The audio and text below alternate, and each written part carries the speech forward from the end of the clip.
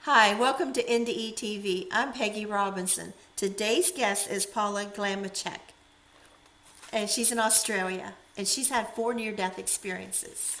So, hi, Pauline.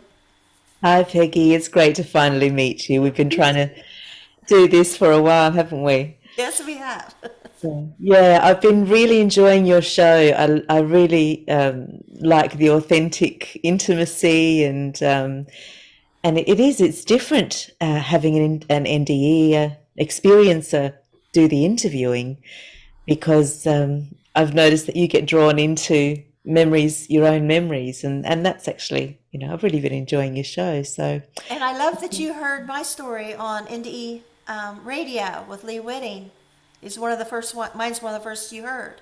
Yes, yeah, yeah. I think it was the second or the third that I'd heard. So it was very early on in the piece that I heard your story. Um, yeah, back in 2017. So yeah, it's been a That while. was the second time I was on. I was on November of 16, November of 17.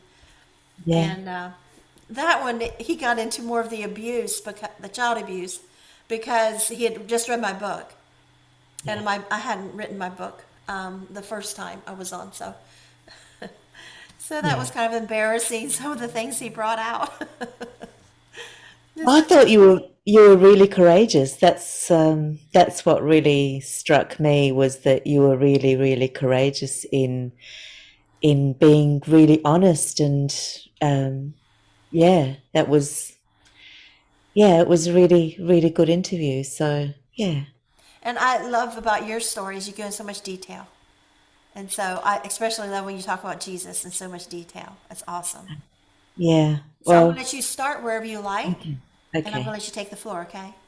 great, okay. All right. Well, I do start at the most recent one because if I didn't have that one, I wouldn't have allowed myself to remember and integrate um, the others, and I would have sort of always lived with this suspicion that there was something amiss, and that my recollection or my perception of reality wasn't fully okay.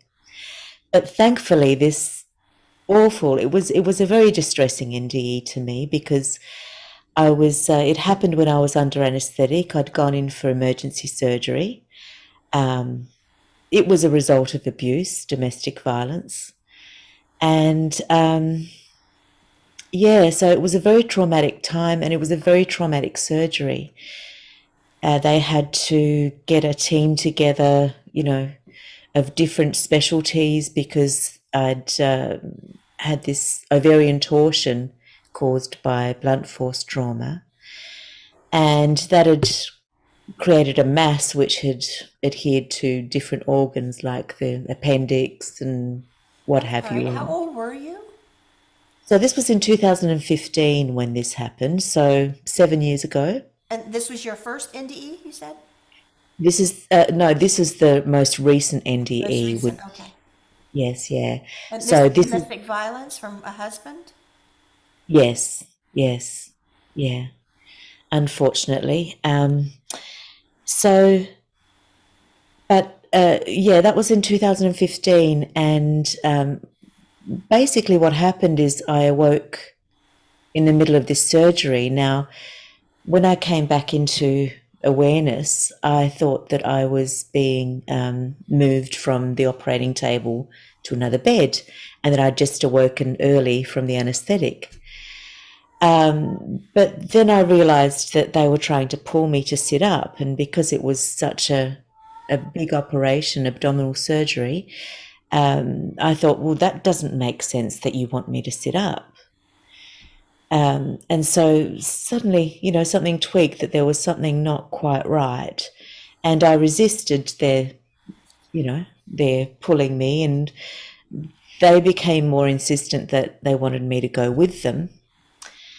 And as they became more insistent, their faces changed, they became just more evil, evil looking, really, just evil, angry sort of. And I noticed that their colour was quite grey. So basically, then I looked down and I could see the surgeons and the nurses. And I don't know if you remember in your NDE, but when you're having an NDE, the vision is different. You know, the perspective is different. So as I looked at them, it didn't seem like they were that close. They seemed much further away from me. Um, and yeah, it happens that in NDE you can see things really up close and really far away and big picture. So I looked and it was as though they were sort of removed from me in some way. And then I realized that because of that change of vision and because of the way these people were just behaving in a way that wasn't normal, I realized that I was having an NDE because of that compartmentalized little thing in the back of my mind. Yeah, so I basically just said to these beings, I'm not going with you. I'm waiting for Jesus Christ. And as soon as I said that, Peggy, I just fell back into darkness.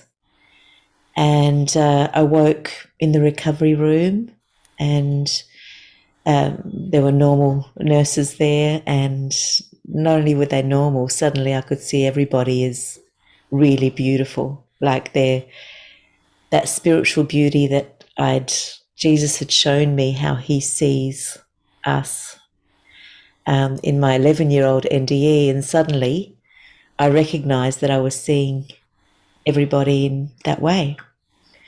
So I woke up, I was hooked up to, dialysis and these machines, and I was in a really, really bad way. But my spirits were just, I was just elated. It was as though I was just so, it wasn't just happy to be alive. I was filled with joy, and I could see everybody as everything looked different What did your now. husband do? Hit you in the stomach?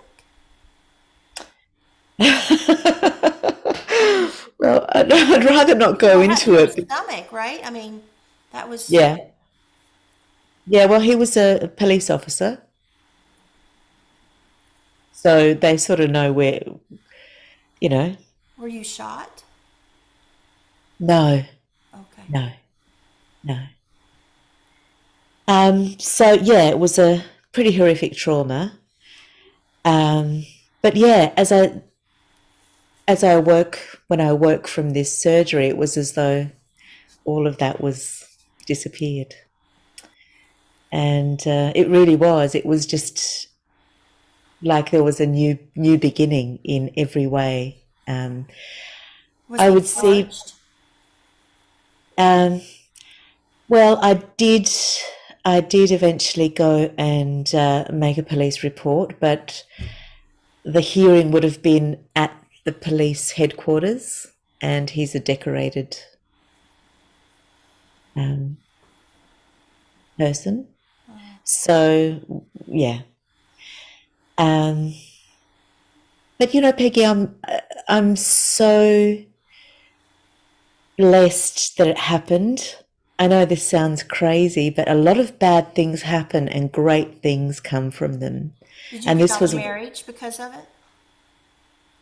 did I, sorry? Did you get out of that marriage because of this? Oh, yes, yes. I was already out of the marriage by the time I was hospitalized. Okay. Yeah, yeah. But I really believe that God's timing is perfect, and you know, I don't want to waste any more of my life on that. That's gone. That's actually not real anymore. That's, I know other people that take that approach. I'll bring up something from the past and I don't go there anymore. And I yeah. see that with you too. Like, Yeah. try that. Well, when you've got two things to choose from, Yeah. uh, as I said, I awoke and suddenly all of that story that I'd felt such bitterness and anger, and before the surgery, well, up to that point, I wanted revenge, and I I wanted to take it to court and all of this stuff, which I was caught up in the vitriol of it. But when I awoke, all of that was gone, all of it, and I was just in that joyful, peaceful, faithful place that you're in when you feel you're blessed. You're in Jesus. You're in the Holy Spirit has got you covered. Yeah, which I think is great as long as you are now protected from what hurt you, because I don't want people to think forgive and go back around someone that could hurt you because just Oh in your no. physical state. Do you know what I'm Oh saying? no, no, no, no, no. There has to be a lot of work done. There was a lot of work done to ensure that I was safe, and I've studied especially about domestic violence, and yeah, I make no excuses for his behaviour, but I don't wish to waste any of my life in that because I know God's got it. God's got everything. So why would I waste my life in that, pursuing that line of, in the courts? And the chances of justice for somebody in my position with somebody in his position are very low. If the Against each hearing is other. going to take, it really is, um, So he's there's still no a police winners. officer. Disarmed. Yeah, he's no longer armed. So I managed to do a lot of things around it, I managed it as best as I could.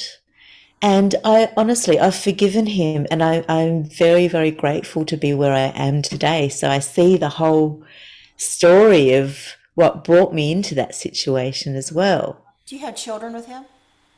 No, Okay. no, no, Well, that's makes a no. good clean break. Well, And after divorce, there's still birthday parties and births and all those things, where you have to see these people again, and it's hard. true. Yeah, well, I was a stepmother for a while there, and I really miss them. I miss my stepkids a lot.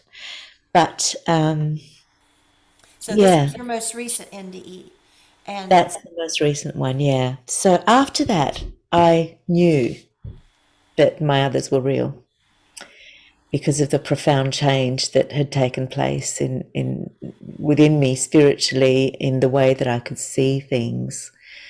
It was, although I was already, practicing as a counselor, I the shift was so profound that I couldn't deny that, you know, my other NDEs were real and that it was a real phenomenon. I know what that feeling is like when you realize, you have these memories that you can't explain, and there's something happens that, oh my goodness, those were all real. This was real. It's amazing. Mm. Well, I always knew it was real deep inside, but I had doctors and, and my parents and everybody saying that it wasn't. So I'll go straight into my 11-year-old NDE because that was the one that really, that I integrated, and that's been the most beneficial to others who have heard it. So I'll go into that one Okay. for your audience. So I was 11 at the time, and we were away on a family holiday, a family picnic, and with friends, and we were just arrived at the Mount Macedon picnic grounds. Now, I will mention Mount Macedon because there is a film called Picnic at Hanging Rock, and that's about the mysterious spirituality of the Macedon Ranges in this particular place. Um, and so it's known within Aboriginal culture. The Indigenous people of the area know it's a very spiritual place, a bit like Uluru, and a lot of these stunning landmark places have spiritual significance to the Aboriginal people. but even so to Christians, it seems, because there's this huge crucifix on a hill there. So before we went to the picnic, we stopped there, but I didn't think much of it. I didn't think anything of it really. But yeah, so we jumped out of the car, running down this hill. I was trying to keep up with the boys because I was in that just beginning to be interested in boys at that age. And so I wanted to keep up with them, but I was last and I felt humiliated. And in my rush to catch up with everyone, I tripped on a rock, and it was like it was slow motion. So I could feel myself going with impetus, and I just, with full force, threw myself back, with everything I had. And scrunched my eyes and expected to feel a blow when I fell back, but I didn't feel anything. No, nothing at all, and sort of thought that was weird, and opened my eyes, and I was just in blackness, and then I was facing the clouds and moving up through the air, um, and just feeling exhilarated and free. And at that point, I knew that I was leaving my body. I looked back and I didn't really care much for it, you know.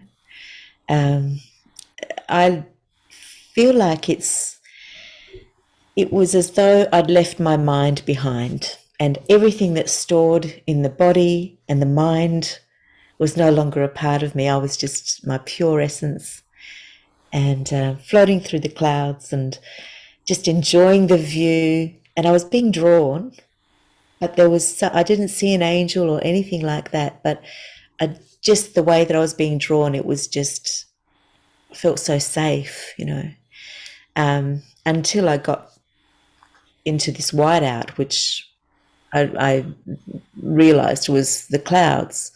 And I actually felt the cold when I went through the clouds, and I'm feeling, I'm feeling shivery now, just, just remembering it.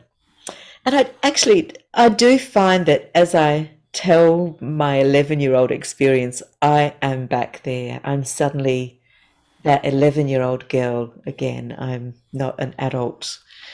I Um, know. I even start talking childish. I've noticed when I talk about my childhood NDE, yeah, just like I'm in that child mindset.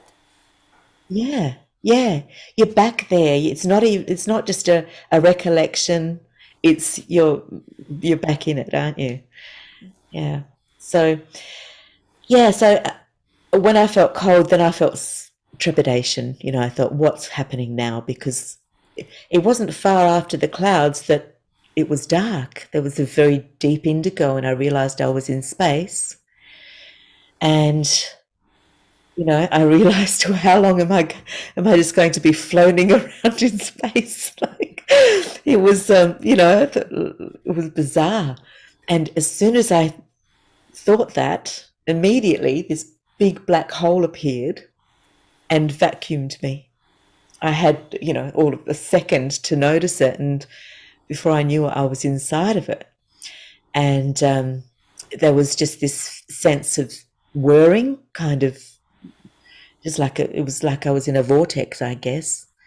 And it was as though I was going past these lights, and that turned everything grey coloured because of the white lights that I was passing. And as soon as I felt, again, trepidation about that, I looked up again and saw this light, a pinhole initially. But immediately I felt relief. Immediately. Um, yeah, and before I knew it, I was close to it, and it was much larger, and it's sort of trickled into the space, and then I was in it, and it was just like being in warm, honey, light, There are so many words to describe it. It was like this grid of flowery pattern, like there was order to it, but at the same time, it was like it had a texture and it spoke, it spoke to me. You mean it was like a moving object with color and flowers, or was it? No, it was like a,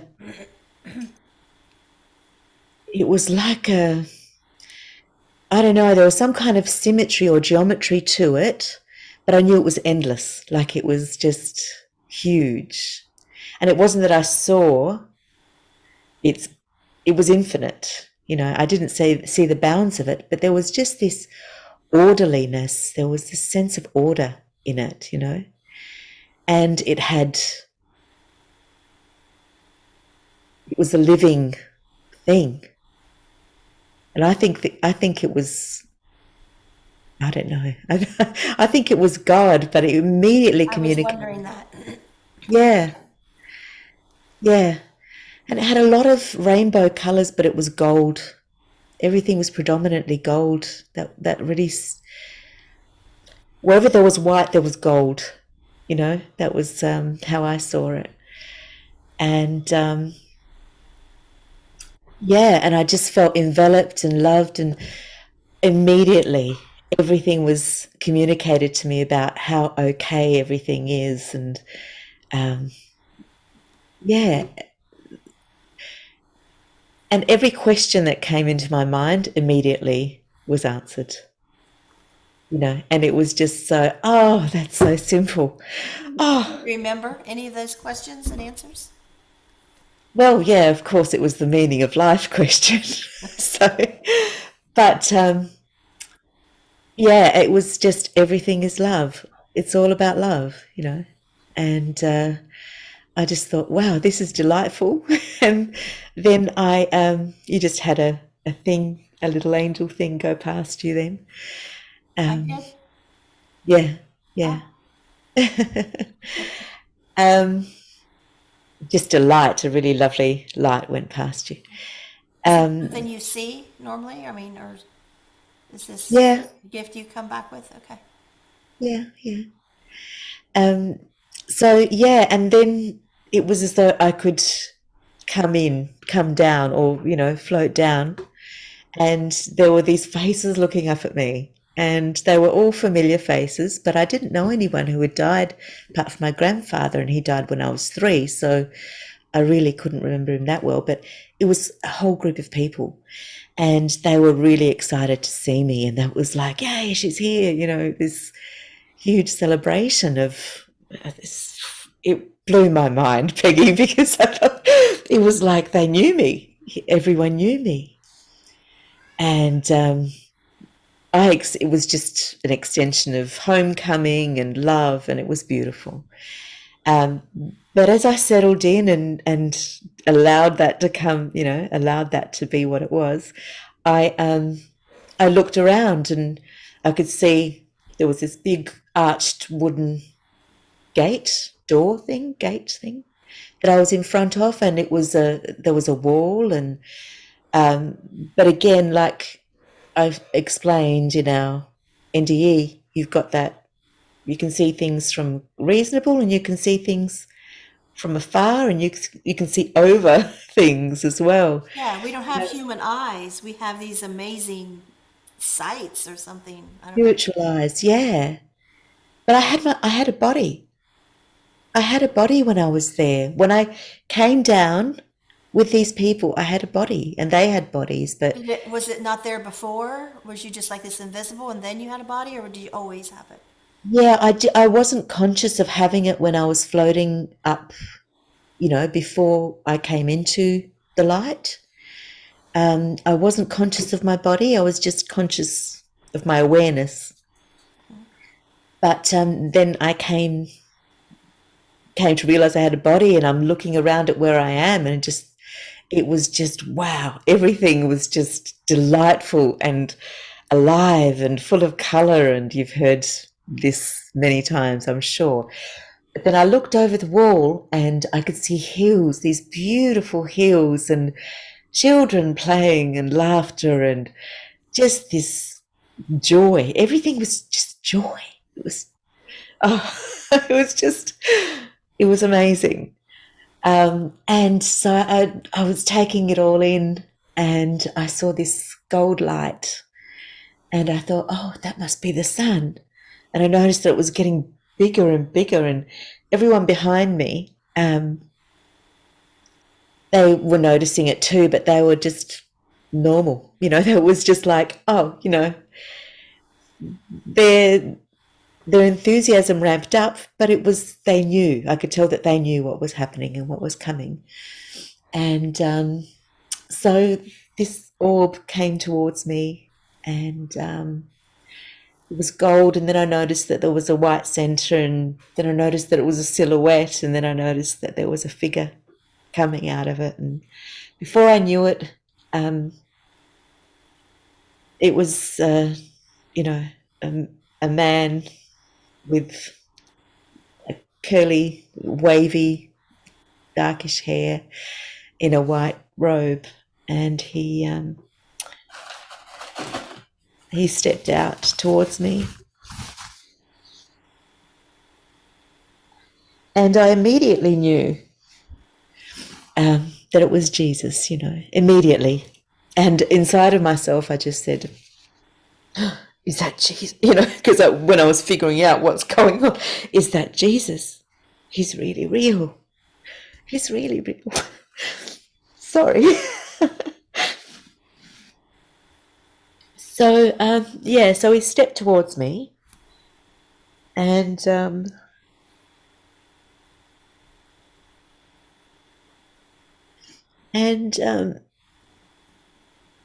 he knew me. He called me by my name. He told me that I was part of his tribe, that I had a part to play in his plans. And sorry, sometimes it's really hard to recall. Happy tears. Happy tears, absolutely. Absolutely happy tears. But, in his presence, it's just overwhelming, just his purity. His pure love is overwhelming. And when he's telling me, that I belong to him and all of this stuff, and I'm just thinking, I didn't even believe in you, and then I'm thinking all of the... Why was that? Was you Jewish? Or? No, we were Catholic, but I didn't, for me, seeing Jesus on the cross, I found it repugnant. Me, for my sensibility as a child. I believed in Jesus, but I didn't worship him. I didn't believe that I could be in relationship with him. Everything was about, it was 1977, Peggy, and everything was about, you went through your priests for spiritual advice. You didn't go directly. There wasn't that feeling that Jesus was really accessible to an ordinary human being that was in the realm of the Vatican and, that whole hierarchical structure, which doesn't belong in spirituality at all. My ex was Catholic, and I was shocked when my kids got a little older that they were not being taught what I was taught in Sunday school, in non-Catholic churches. They weren't being taught that relationship. No. It was just their prayers and their religion, and it wasn't Yeah. about the relationship. I And mean, I having believe, a priest to talk to God or Jesus. yeah, yeah. And I think, there are a lot of spiritual things that are right in the Catholic Church, but there are things as far as children are concerned, which doesn't really engage them in a relationship. So that was where I was at that point. So, so I, suddenly I found myself down at his feet. I was just, boom.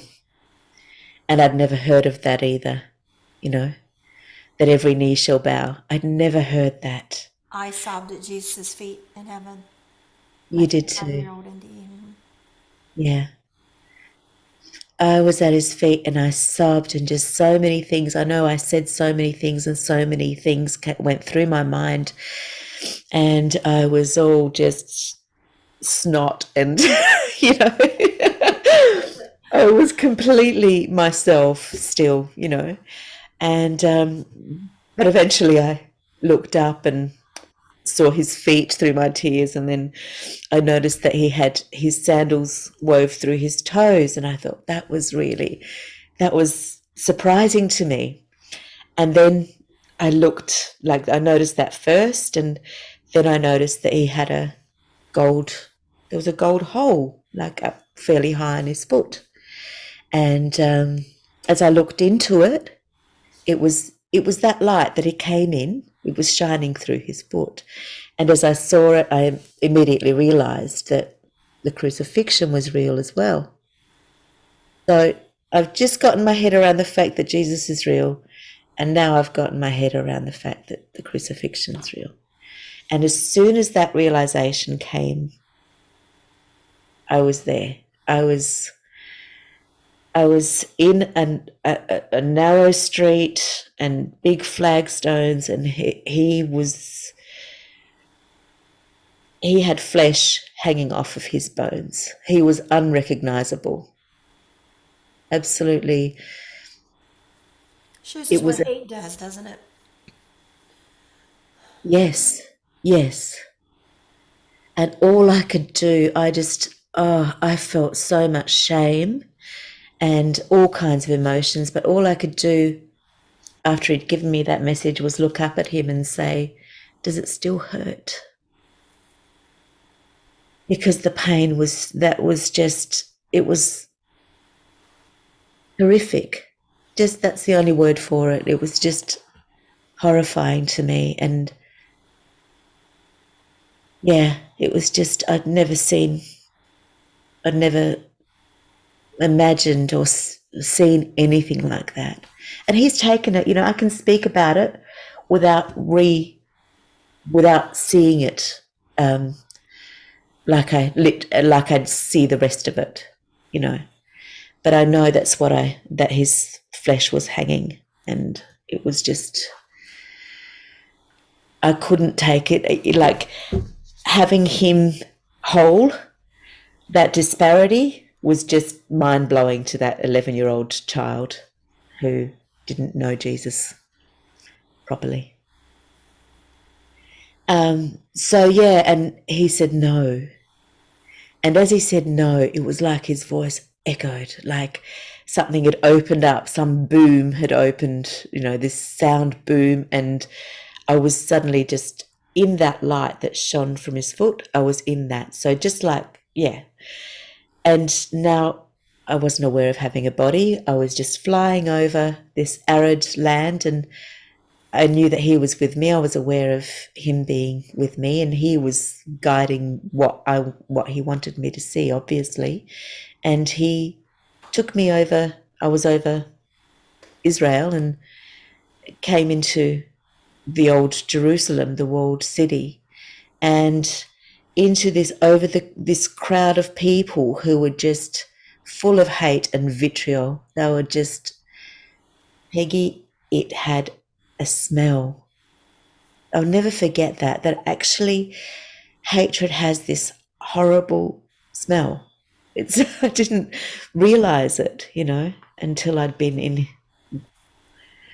in purity, with purity, or purified.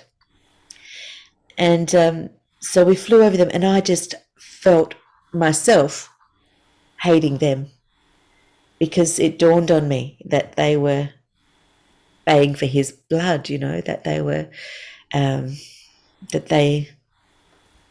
it was about him.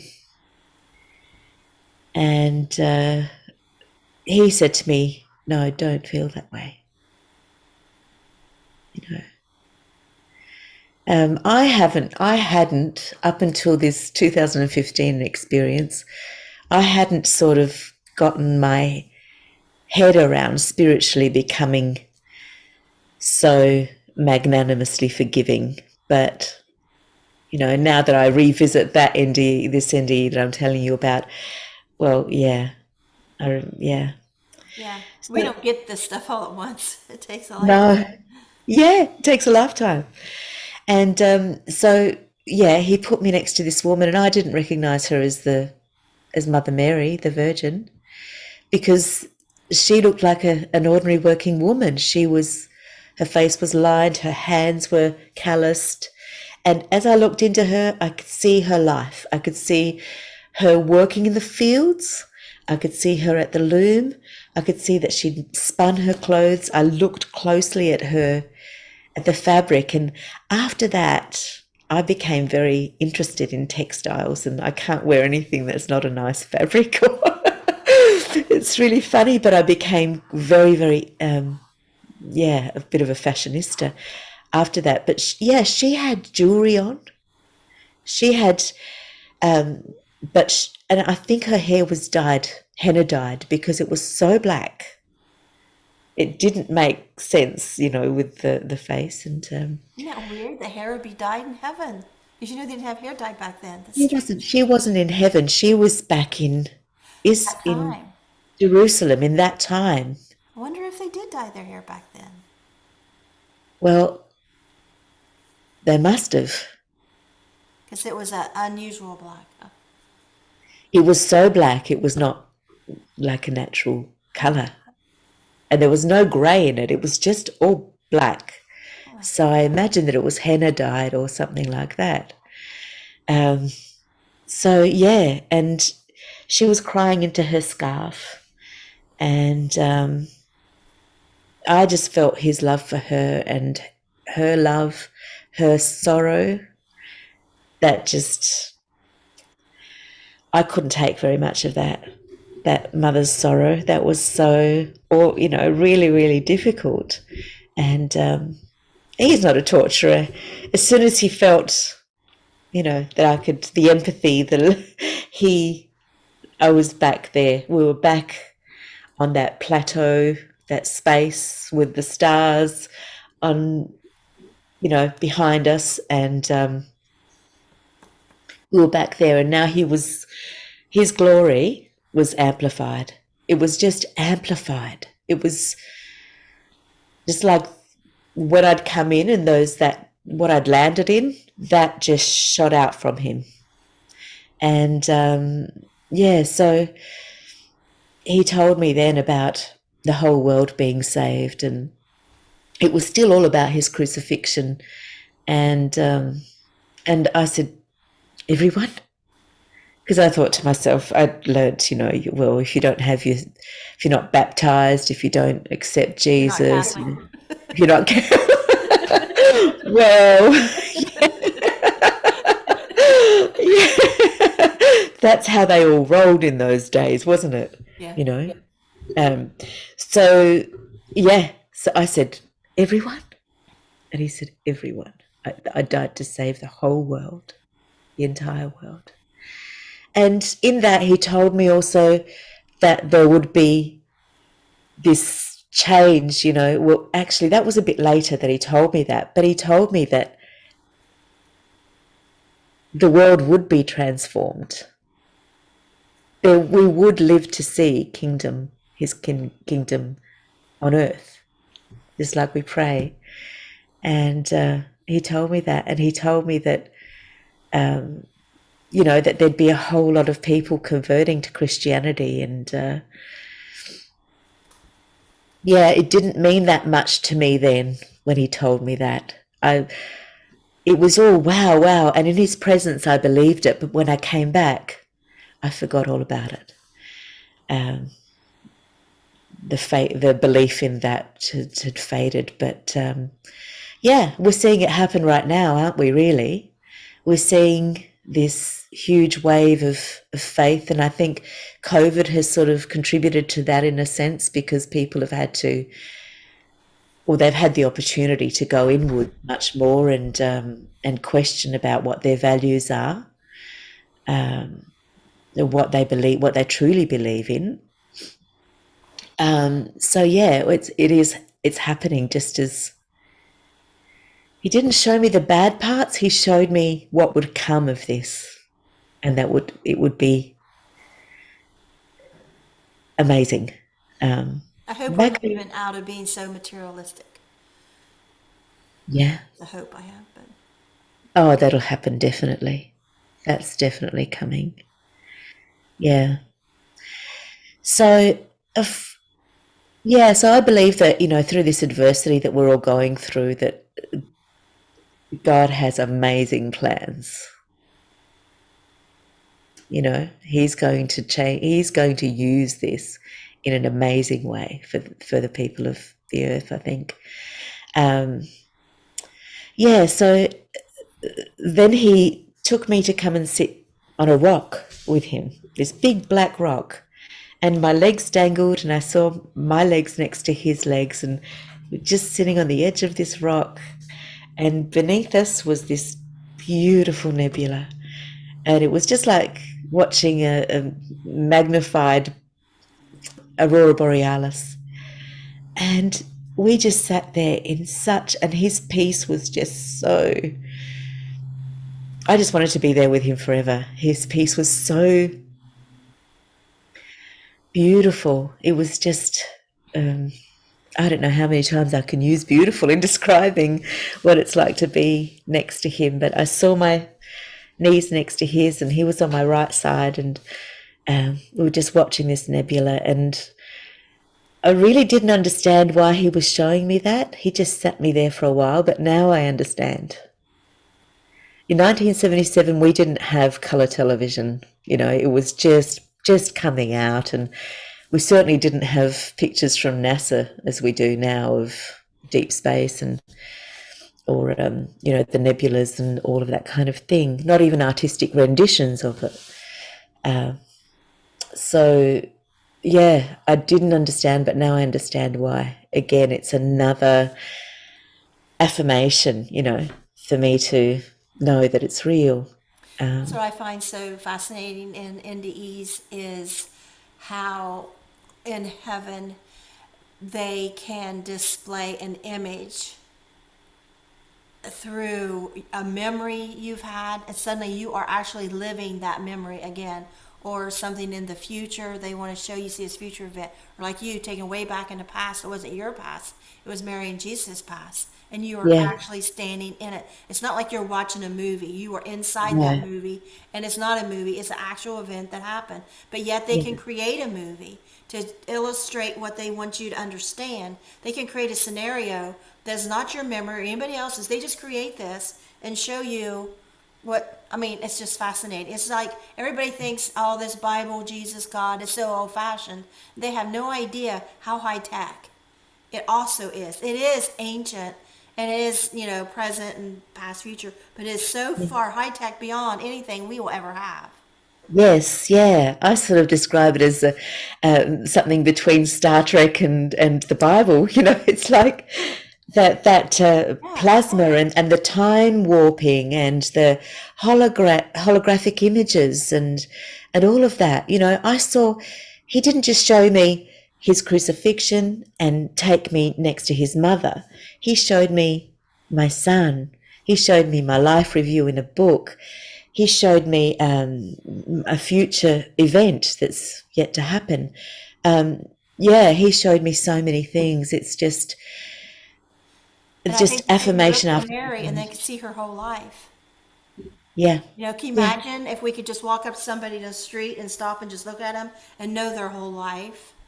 yeah. I mean, we don't have that kind of technology or No, insight or anything. And some people claim to be psychic and they know some things, but I mean, just to know everything, like, yeah.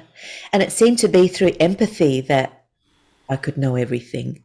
It was an emotional thing. It wasn't a brain thing. It was uh-huh. nothing to do with the mind. It was very much an emotional connection.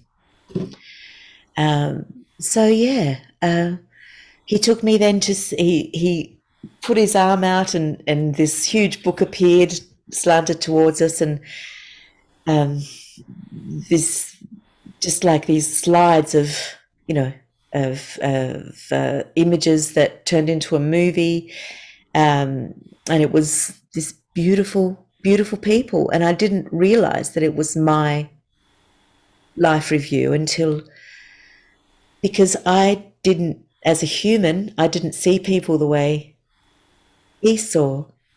You know, I didn't see my family or myself or my parents or my siblings the way that Jesus saw us, and the way that Jesus saw my girlfriend. And he sees us in with spiritual eyes. It's a different, we look different to him. You saw your future too, your son? Yes, yes, I did. Yeah. Um, so when I realized that it was my life review, because I saw this exchange, this tit for tat exchange that I had with a dear friend of mine, and I'd really hurt her. And it wasn't so much about what she said to me, it was what I'd said to her. That was his focus, because this was my life review. It was nothing to do with how anyone had been towards me. It was everything to do with how I had been towards her. And I didn't want to see any more. You know something?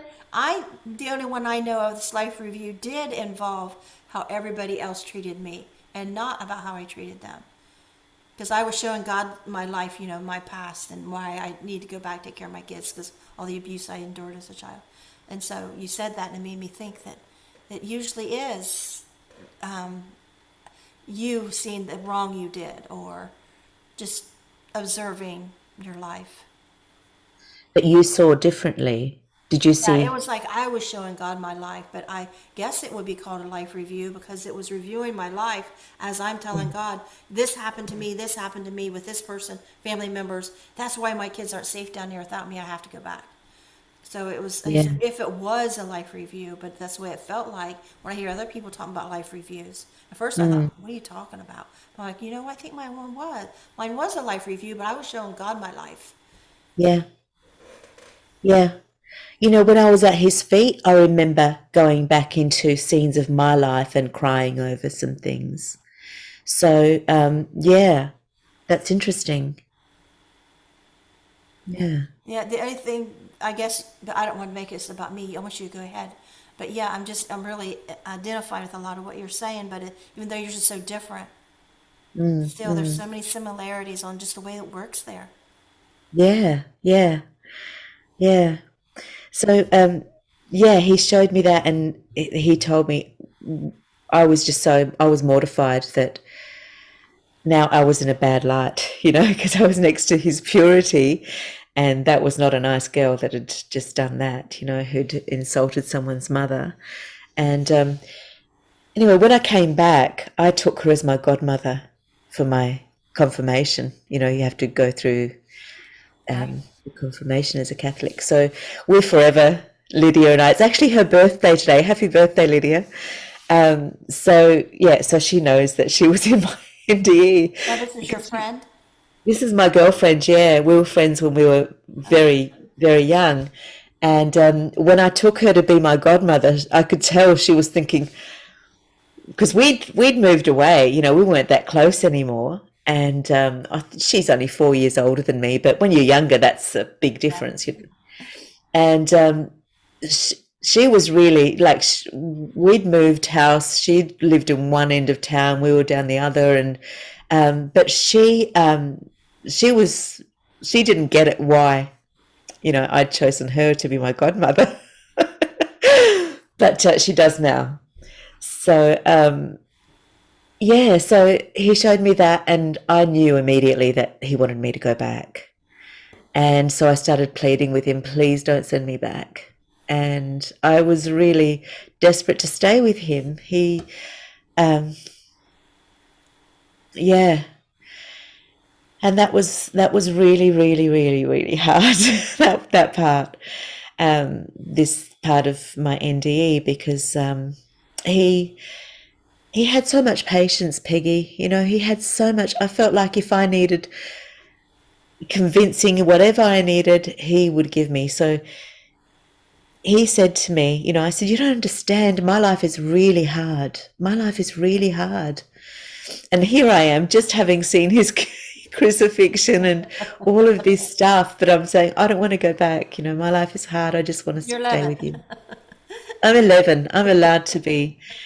And we're allowed to honor our suffering as well. I think that, you know, we have to be authentic about what we feel and not minimize that. Was your life hard? I mean, was you at From the my time? perspective, then as a child, yeah, it was. You know, migrant parents didn't speak English.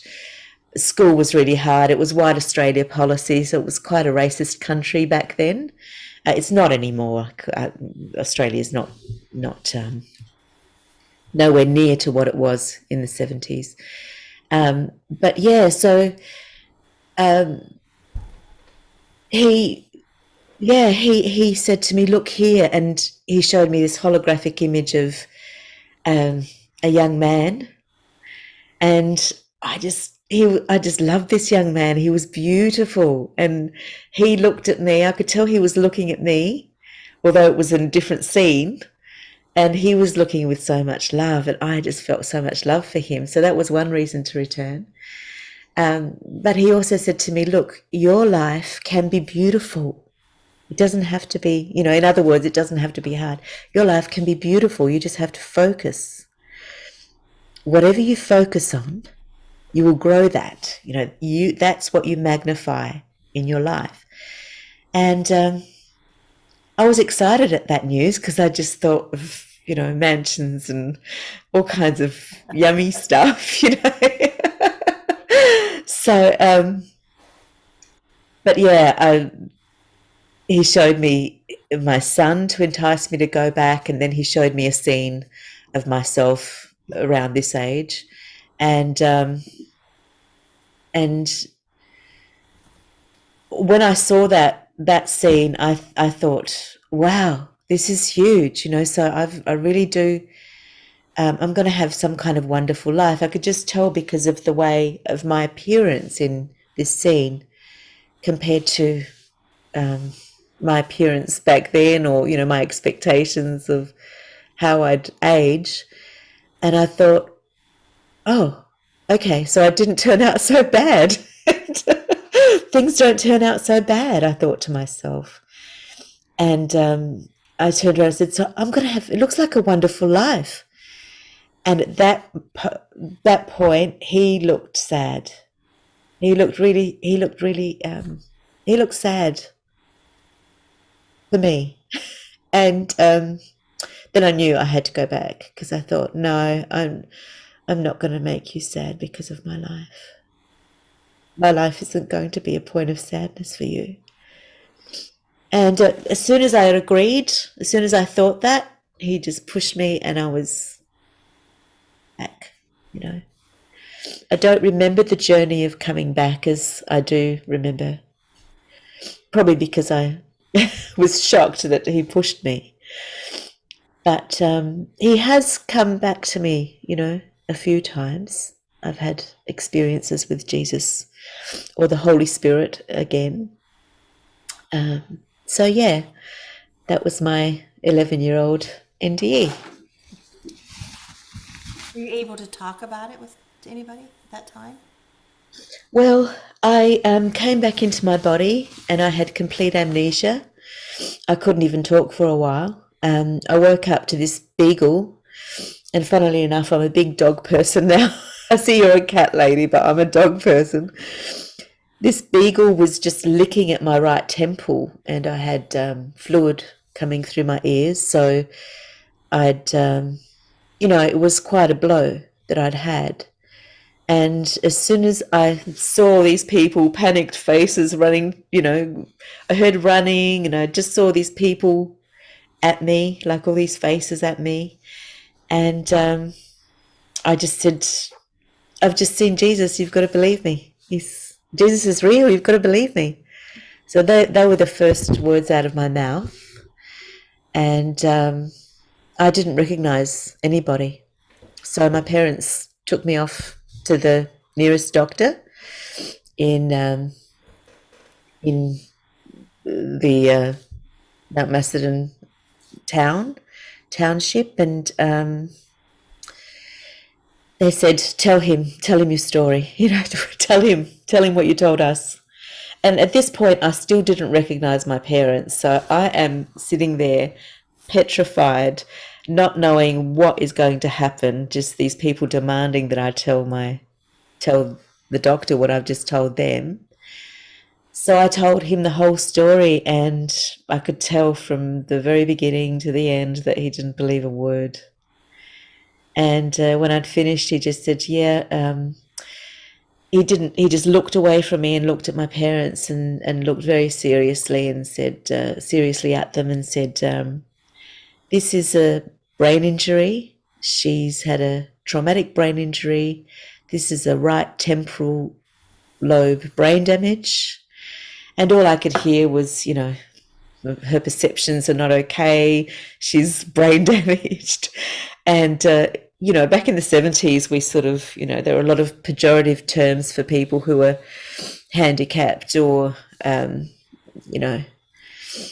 So basically, my NDE represented a stigma to me for too long. And So what was that liquid coming out of your ear? apparently, it was spinal fluid or brain fluid. I mean, did you like go to the hospital or have to have surgery? And Well, we were in a township, so it was far away, and we'd actually were visiting with friends in Melbourne. And the doctor said, just keep her under observation. Don't let her fall asleep. And, just keep an eye on her. If there's any change or if she falls asleep, take her straight to the hospital. And that was basically it, So that was what my parents did. And I think about 8 hours, actually. I think I said 4 and Mum said no, it was 8 hours. Pardon me. Because of course now my parents believe me too. So that's really changed our relationship in a big way. So I wasn't believed until this 2015 experience, and then I decided to believe myself and believe the gifts that I'd been given and share them, because I don't think we've been given them. We are actually part of this story of awakening. We're a big part of the story of awakening on Earth. So it's definitely not for us to hold. If we can share it, I'd encourage everyone to do that. So thank you, Peggy, for the work you do. oh, you're welcome. Is there anything else that you were wanting to add, or because you had two others, right? Two other NDEs. I did. I had an out-of-body experience when I was almost 2. I caught bacterial pneumonia, and I touched my father's cigarette and with my right hand, because that turned me into a left-hander. So and it blistered and got infected and turned into pneumonia very quickly. And I was out of breath and basically popped out of my body and had a bit of a giggle at all the kerfuffle going on down below me. And again, that feeling of delighted freedom, that was my first. But I didn't have language for that. I couldn't talk about it, but I could never forget that either. And then I had a drowning experience when I was around 6 years old, and I was taken by a rip, and basically when I thudded to the floor, no more breath. Feel pain. Yes, Okay. See, I did too. briefly. I've talked to a Yeah, couple of people who said they drowned and they didn't feel anything. Like, how did you not feel anything? no, just the pressure in the lungs. Yeah, and I think I swallowed a lot of water. So, but of course, you can't cough, you can't anything. And I think that was when I was finished and I was just buoyed up. Um, and Jeff Mara asked me if that was, if it was an angel, but I really believe it was God because this voice that permeated. Did you have a voice when you were in the water? Did you hear I hear a voice? Yeah, I had first I was shown scenario of a memory that helped me realize something, and then I realized my vision and hearing was different as I get up above the water. And then as soon as I was hovered up over the water, it's like my thoughts was real loud. Like I never can forget any of those thoughts that I had at that time. Then I heard a female voice a certain distance away from me. It says, "Don't go Right. yet. If they find you soon, you might go back." Then that was the loudest, and a voice that was outside of me speaking Yes. to me. But then there Yes. was knowings, and then there was telepathic communication, like someone Yes. talking to me inside, like I didn't have a head. It's invisible, but it didn't feel like that outside of me voice, like she was. Yeah. Yeah. Yeah. This was an outside of me voice, definitely, that goes into you. Yeah.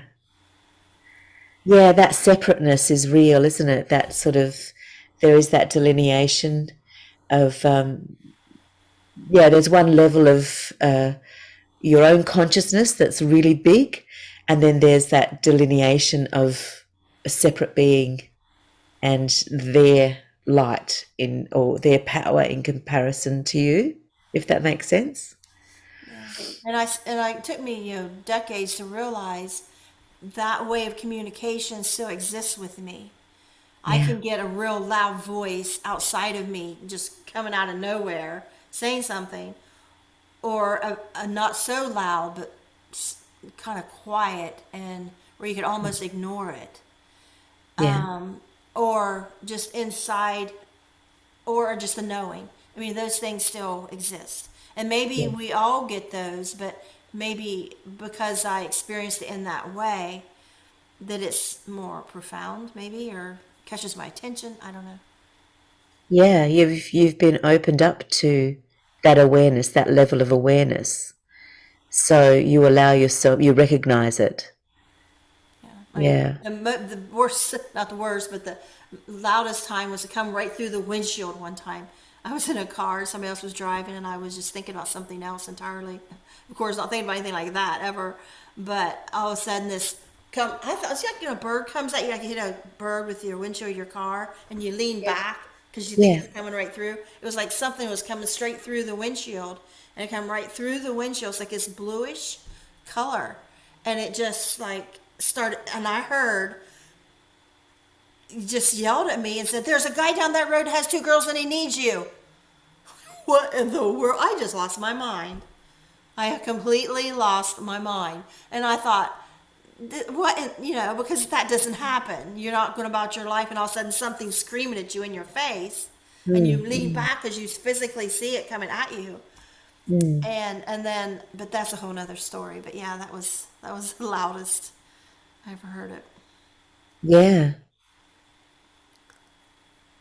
Yeah. Well, this was the loudest I'd ever heard it. So, um, yeah. So I was basically pushed up and waved for the teachers. We'd had a drill before. It was a school excursion that I was on, and it was way before things were so controlling as they are now. Things we didn't have so much safety conscious. We weren't so Yeah. obsessed with this illusion of safety and illusion of danger, I should say.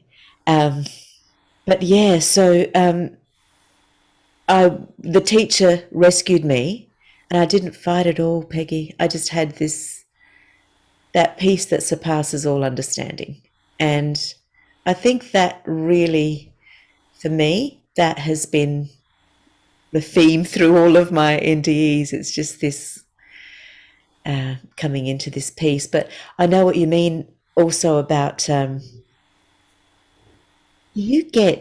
you will just think of somebody or, or send somebody love or forgiveness or something, and suddenly, they're in touch with you, like immediately, just the day after or very shortly afterwards. I'm not talking. It's almost a premonition because Yeah, you thought of this and then it happens, but it was like,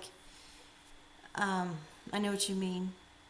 yeah, And these things don't come with terms and definitions, a textbook that you no, learn. You just like this just happened, and then you yeah, learn to pay attention because it's going to happen again. Are you going to be prepared? What are you going to do about it? absolutely. Well, I noticed the premonitions, but I've also been working on the on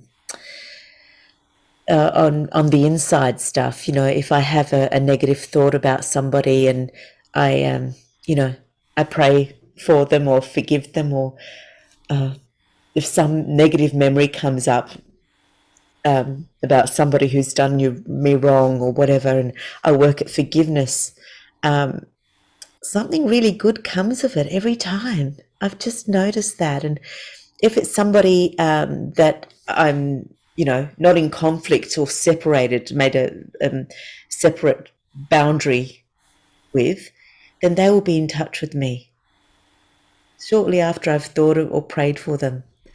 In fact, it happened with you. I told you I saw you. I was just looking at every once in a while. I sort of think, oh, I better check whether I need to reply to any comments or, um, and I saw your comment that I'd somehow missed, and on another interview. And I was just thinking of you, and I just thought, oh, I wonder how Peggy is. And next minute, you know, within less than 24 hours, you were in touch. So I think did I tell you that? I think I told you that It's straight starting to up. sound familiar now that you're saying it. Yeah, I forgot about that.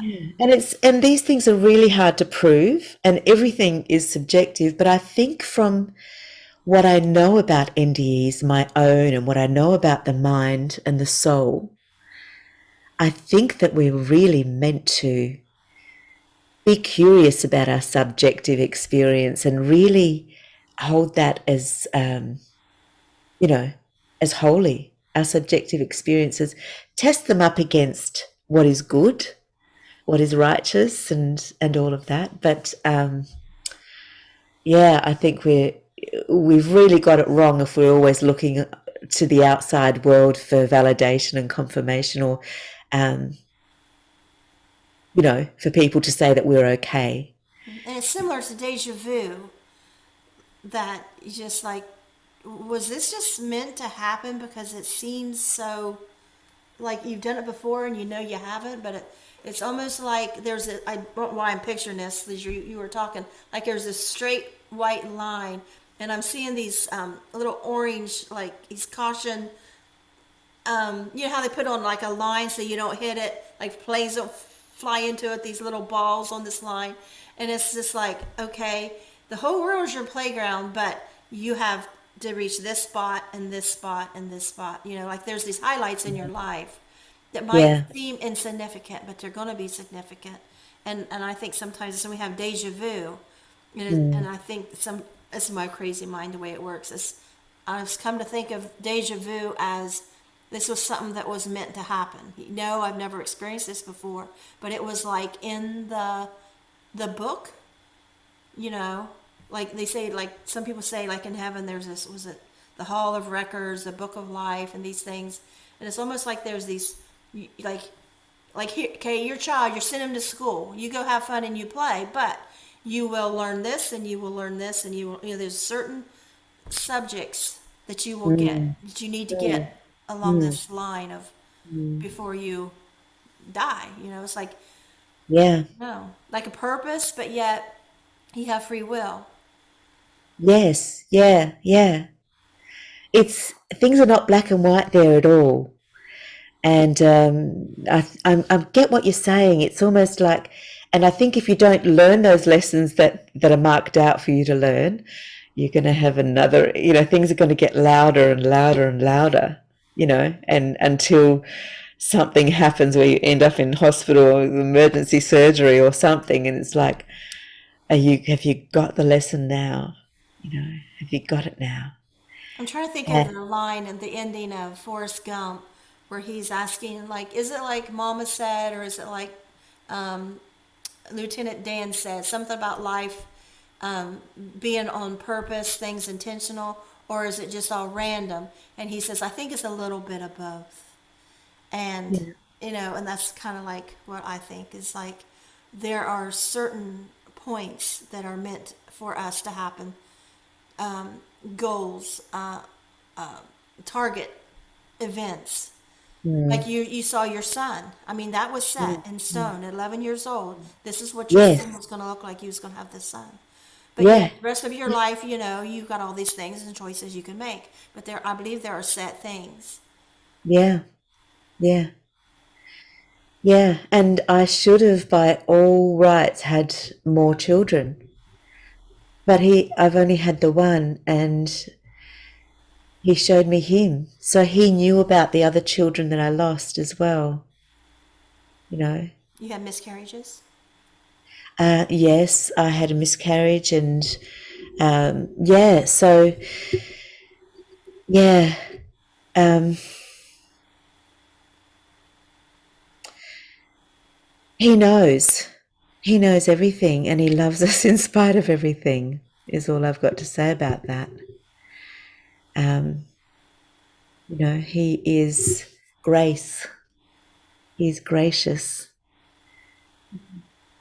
And we don't, as evolving, like you said, we're children, we're his children, and we make mistakes. Sometimes they're really big mistakes. And he But called you my child as well, didn't he? he During your did. Yeah. Yeah. Look here, my child. Yeah. Yeah. And like I say, whenever I hear in the ear say that God, Jesus, they said, my child, I just like, I'm all chills because I will Yeah. never forget that day in the bathroom sobbing and I hear my child. And I'm Yeah. like, I mean, here you are sobbing these tears and you're all focused in your head of everybody that's never loved you and out of nowhere. Yeah. But and like just like when I heard that female voice a certain distance away, I heard that voice, the male voice, a certain distance away, Yeah. right in front of the mirror as I'm sitting on the toilet sobbing. And I hear, I mean, this broke my concentration. Mm. I'm sobbing, sobbing. And then over here, I could stand in the place in the bathroom and say, right here, like this was God's voice right here. And I still Yeah. live in the same house. And it's Mm. like, it was right here. He said, my child. And it changed my life. It changed my outlook on so many things. It gave me strength to Mm. say, I don't need all those people that didn't love me. God Yeah. is the only family I need. And Yeah. that just was so healing for me. Two Yeah. words, my Because child. those people that they don't know other people. Um, your identity doesn't depend on those people or any other people at all. Yeah, I And was that's crying. the, My parents never loved me. My siblings never loved me. My coworkers hated me. Now I find out my husband of 16 years never loved me because he had just asked for a divorce that day and took the kids for their first visit. And so I'm just sobbing. And I was not going to show him this. mm, I was like, okay, whatever makes you happy, because that's just who I was. I mm, hid my pain. That's the way I mm, do. I'm not an open crier usually with people. That's something is personal and private. And so I'm in there mm, private, and I knew there was nobody else in the house. We live out in the country, so there's no other voice I heard that was outside or anything. But I know mm. exactly where it was and said my child. And so when you said that, my child, I was like, ah, Yeah. that's Yeah. him. Yes, it is. Yeah. Yeah.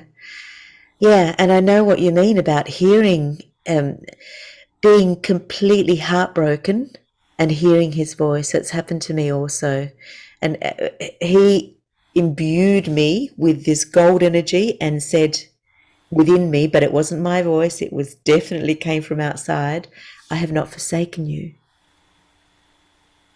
And that was similarly, I was heartbroken and crying. and just, ugly crying, you know. And yeah, I was healed from depression from that. I mean, I still have, my body still has the remnants of PTSD, but I was healed from depression from that encounter. So, yeah, he's a healer. He healed you of the wrong identity, didn't he? He healed you of a mistaken identity that you'd taken on that doesn't belong to you. Yeah. Yeah. And I didn't realize till like over 30 years later, it dawned on me. If I hadn't heard that and been healed like that day, I'm pretty positive I would have been murdered by my ex that night. But because I heard that, I didn't do what my ex was wanting me to do, which was get in a boat. He called me after said I want a divorce, took the kids for the visit. Then a few hours later, he calls me and says, you want to go to a party down at the river? Like, okay. But what he didn't know is that I had changed. I no longer was trying to get him to love me or get him to want the marriage. I know that anymore. He didn't know that. Mm, And I mm, wasn't about to tell him. This was all my personal private stuff.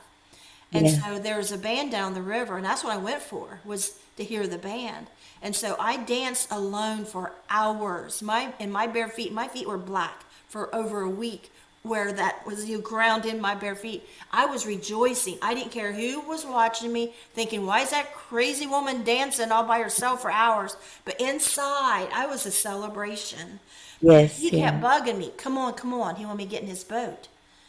Well, Mm, he had already had domestic violence filed on him for, in my mind, I thought it was going to be an accident. Me and the kids was going to drown in that boat that night. So I'm not getting that boat.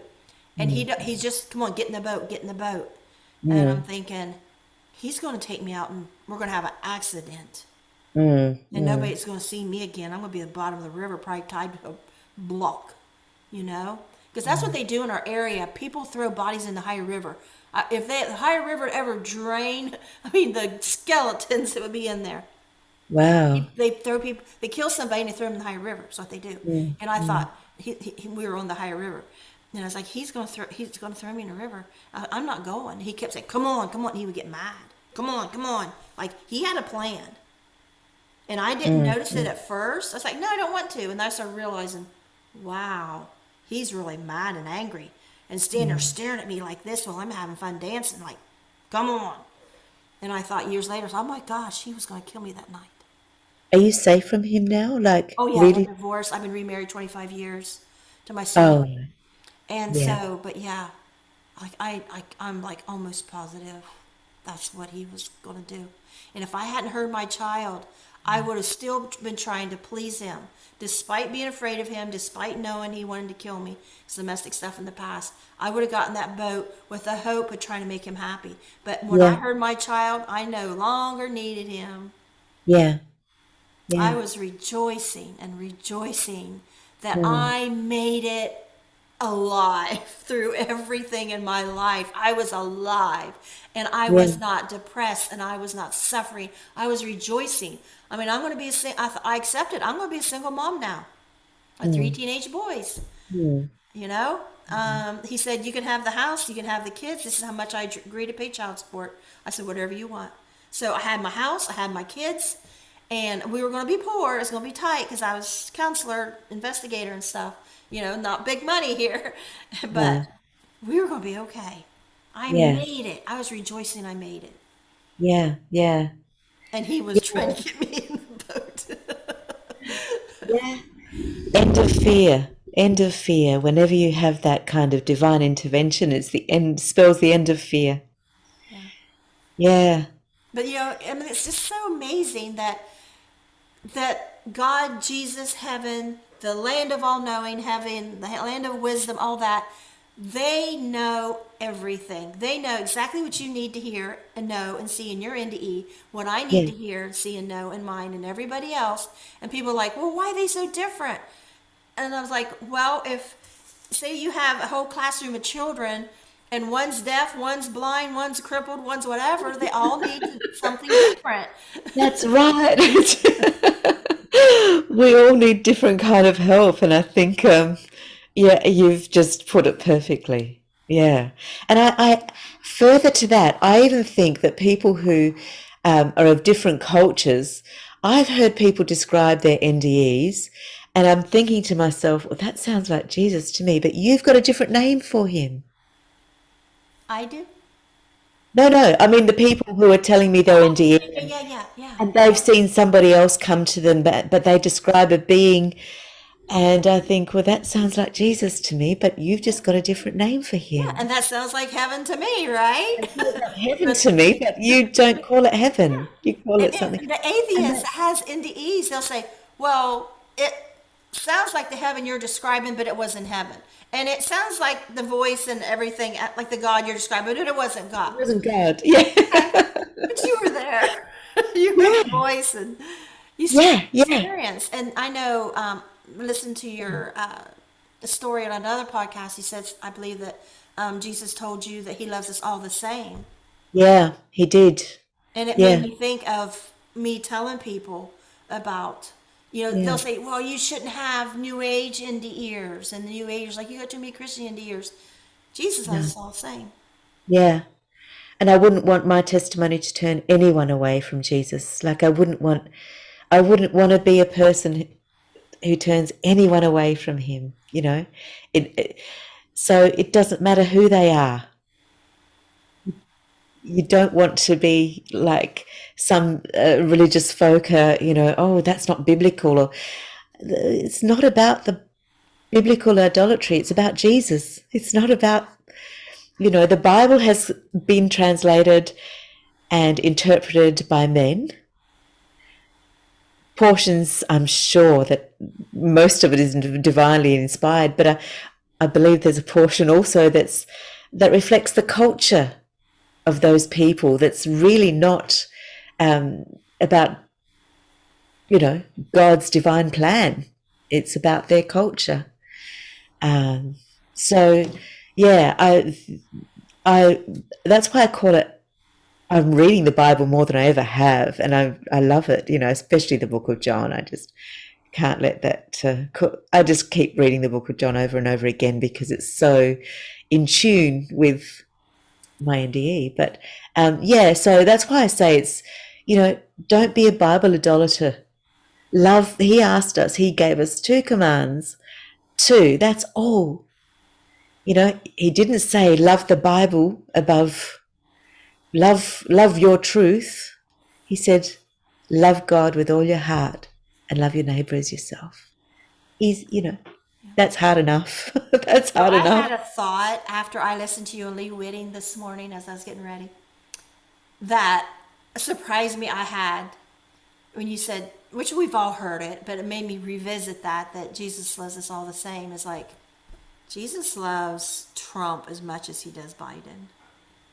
Yeah. Because we're so divided in the United States. People Yeah. hate Trump, Yeah. people hate Biden. Oh, I hate Yeah. Biden too. You know what I mean? Trump, I used to just love him. Now I'm like, I think we need something a little better. But it doesn't mean that you have to be for them or want them running your country. But Jesus loves us all the same. Yeah.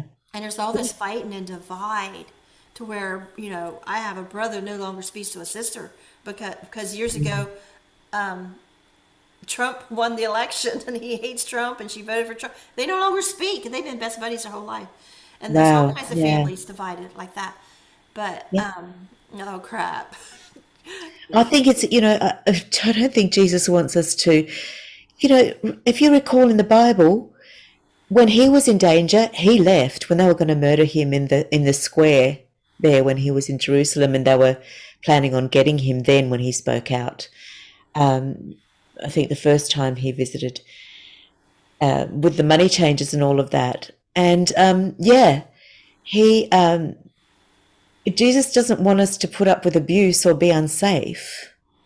And he also said to his disciples, give people your peace. If they don't accept it, take your peace back, shake your feet off at the door and walk away, Um, so this long suffering and putting up with abuse or disrespect, or remember, you're God's child, so we all deserve to be loved and respected, and no one should put up with anything less than that. Yeah. And we can love people from a safe distance too. Yeah, and that's why I kind of asked about your ex, if you had left him, because I Oh think yeah, yeah. women can hear wrongly sometimes. And I am very guilty of it, is I hear what the Bible says about forgiveness and respecting your parents. And so I keep putting myself back in a situation with my mother to be abused over and over and over. And God No, doesn't want us to be abused. That's no, not what forgiveness is about. And no. we have to think of our safety first. Yes, yeah. We have to be safe. Like my ex, I was like, okay, the first time I filed, or the only time I filed domestic, I could have filed after that, but I knew he'd go to prison, so I never. But you sometimes you just have to file those charges, and you have to file for divorce, and Mm-hmm.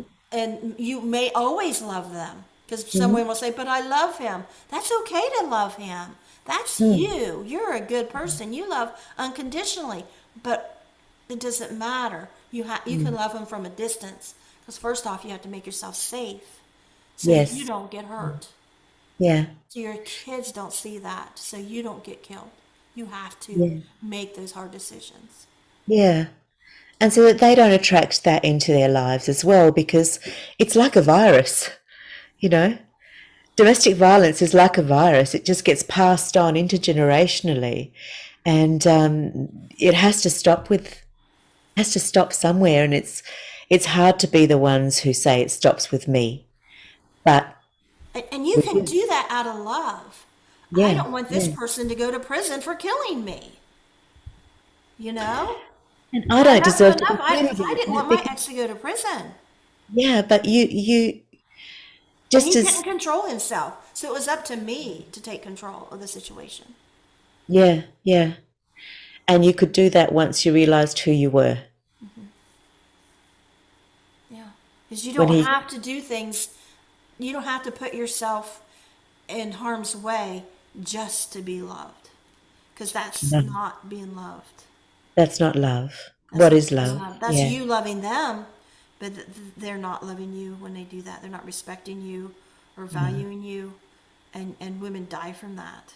And then the men stay in Yeah. prison for decades regretting it.